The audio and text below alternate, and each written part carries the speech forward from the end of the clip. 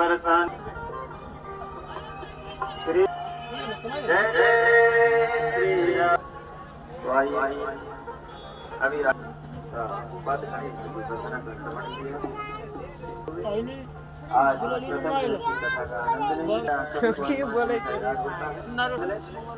क्योंकि अगर श्रोता